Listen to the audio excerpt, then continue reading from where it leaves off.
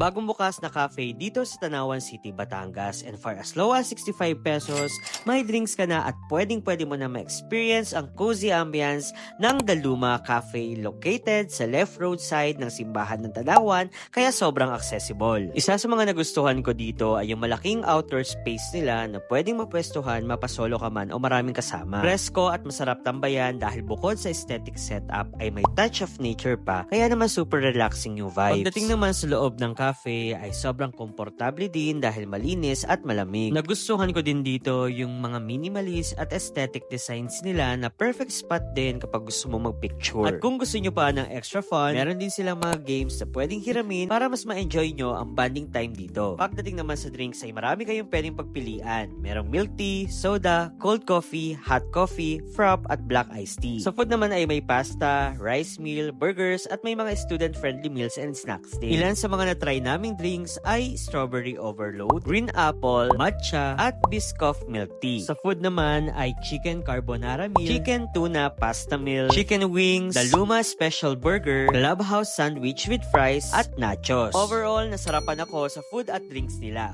Open nga pala sila from 10 AM to 10 PM. Kaya ano pang hinihintay mo? Yayain na ang buong barkada at dayuhin ang Daluma Cafe, ang bagong tambayan dito sa Tanawan.